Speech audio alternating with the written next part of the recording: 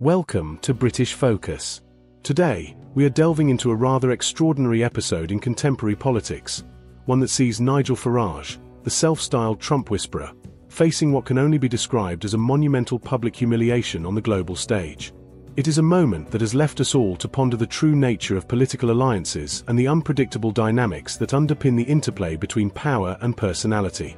Farage, who for so long has prided himself on being the closest British ally to Donald Trump, now finds himself embroiled in a narrative that reeks of betrayal and a bitter reversal of fortunes. Imagine, if you will, a scene where expectations are high and anticipation is palpable. Farage had built an image, carefully curated over years of political maneuvering, as someone who could sway even the most formidable of world leaders. Yet, on this fateful occasion, when the mighty Donald Trump, a figure whose word was once considered sacrosanct in the corridors of power, chose instead to lavish praise upon Keir Starmer, the result was nothing short of a public relations debacle for Farage. Witnesses recount that Farage's face flushed a deep red, an unmistakable expression of fury and disbelief, as the US president completely disregarded his presence in favor of Starmer. There is something profoundly symbolic about this moment. For Farage, who had long positioned himself as the indispensable intermediary between Trump and the British political establishment, the decision to elevate Starmer was a clear repudiation of his own political clout. The betrayal was stark, and one could almost see the metaphorical crumbling of his carefully constructed edifice of influence. As Trump described Starmer as a very special person, one can only imagine the sheer shock and frustration that overtook Farage, his jaw dropping, his hands clenching in a fit of exasperation, realizing, perhaps for the first time, that his influence had evaporated into thin air. This episode does not merely serve as a personal setback for Farage, it also symbolizes a broader shift in the political landscape. Starmer, arriving in Washington as a Labour leader still finding his feet, managed to leave as a bona fide statesman. His visit to the White House was not simply a diplomatic exercise, but rather a transformative journey that saw him consolidate his position both on the international stage and, crucially, at home. The contrast between Starmer's steady, pragmatic approach and the sensationalist antics of his right-wing adversaries could not be more pronounced. While Farage clung desperately to his fading image of being Trump's right-hand man, Starmer emerged with a renewed sense of purpose and credibility. It is impossible not to feel a tinge of schadenfreude as we observe the unfolding of events. Here was a man who had built his entire political identity around an alleged, almost mythical, closeness to Trump. A connection that, as we now see, was perhaps more superficial than substantive. The ultimate irony was laid bare when a journalist's seemingly innocuous question about the Chagos agreement triggered an unexpected and decisive response from Trump. Instead of rebuffing Farage's long-standing assertions, Trump offered an unambiguous endorsement of the agreement, sending shockwaves through the room. The murmurs of disbelief that swept through the press corps were a testament to the magnitude of this political miscalculation. Even those who had been steadfast in their belief in Farage's influence on Trump could not help but concede that the relationship, if it ever existed in any meaningful sense, was a fragile facade at best. For those of us watching this spectacle unfold, it prompts a broader reflection on the nature of political power and the fickle nature of alliances. How often do we find that those who are quick to claim special connections with figures of immense power eventually find themselves sidelined, their voices drowned out by the realities of global diplomacy?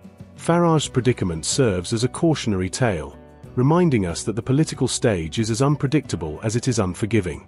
In the modern age, where media narratives are as influential as any policy, the ability to adapt and evolve is paramount. Starmer's ascent during this episode, contrasted sharply with Farage's desperate scramble to regain relevance, underscores a key lesson. True influence is not built on empty rhetoric or superficial associations, but on a steadfast commitment to pragmatism and a genuine understanding of the intricacies of governance. As we consider this episode, one cannot help but engage in a dialogue with ourselves and with you, the audience. What does this say about our current political environment? Is it possible that in our collective rush to form alliances and carve out niches of influence, we have allowed the allure of personality to overshadow the more substantive aspects of leadership? Farage's experience, with its palpable mix of anger, disbelief, and eventual isolation, forces us to confront the uncomfortable truth that political capital is a fickle commodity. When the very pillars upon which one's reputation are built crumble in the face of an unexpected shift, the resulting fallout can be both dramatic and far-reaching.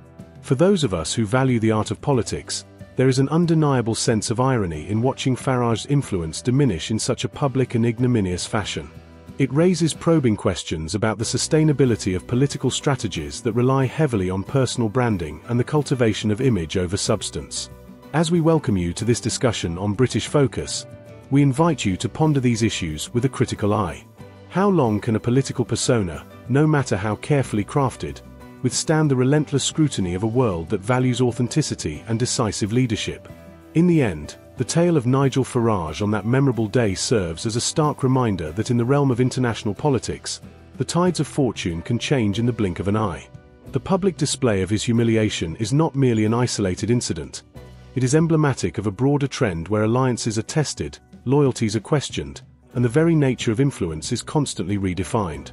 While Farage clung to his long-held belief in his special relationship with Trump, the reality of the situation, as revealed in the candid response to a single question about the Chagos agreement, was that such bonds are, at best, ephemeral and, at worst, illusory.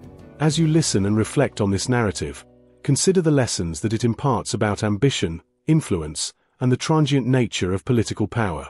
It is a tale that invites us to question our assumptions about leadership and to remain ever vigilant against the seductions of simplistic narratives.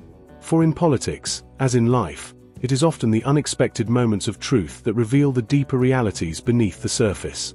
Over the past several months, doubts have continually swirled around the true nature of the relationship between Nigel Farage and Donald Trump, a bond that many believe to be unbreakable, yet now appears to be nothing more than a fragile illusion. Farage, along with his close allies, had diligently presented two significant dossiers to Trump's team, arguing vehemently that the president should reject the controversial Chagos agreement. Instead, the ultimate response from Trump was completely contrary to Farage's expectations.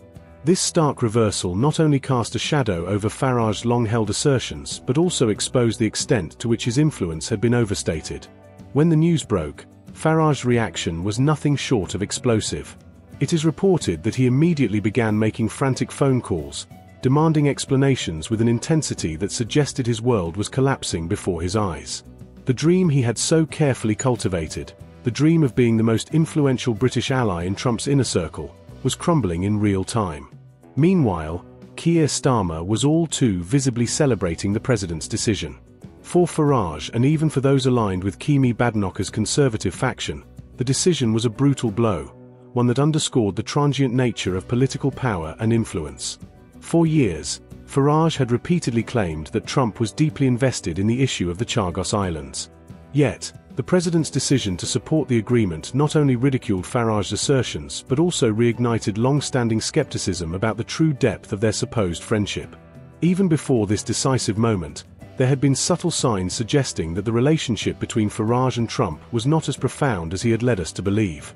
No member of the Trump family attended Farage's celebratory event in Washington, D.C., prior to the presidential inauguration, a stark contrast to figures like Boris Johnson, who enjoyed private meetings with Trump and an exclusive invite to witness the inauguration ceremony from the Capitol's rotunda.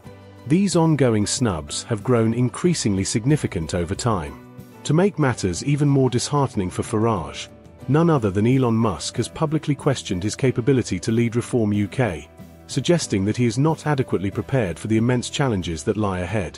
What was initially brushed off as a mere offhand remark has now taken on a prophetic quality in the light of Trump's rejection. The growing sentiment that Farage is little more than a fervent admirer of Trump is gaining traction, with even his staunchest supporters beginning to ask the uncomfortable question: does Trump truly take him seriously?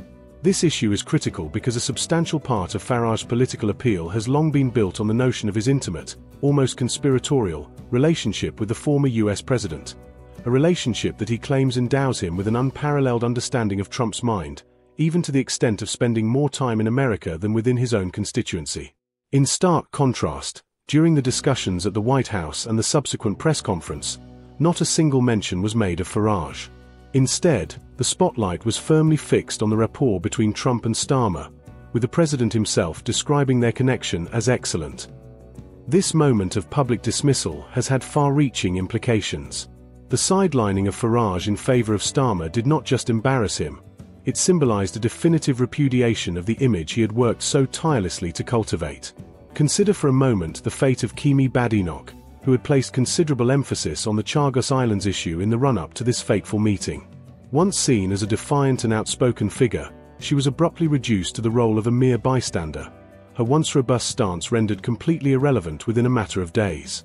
Meanwhile, earlier in the week, Starmer had already deftly undercut two of the primary points of criticism hurled at him by right-wing detractors, through a series of bold policy moves such as cutting foreign aid and increasing defense spending.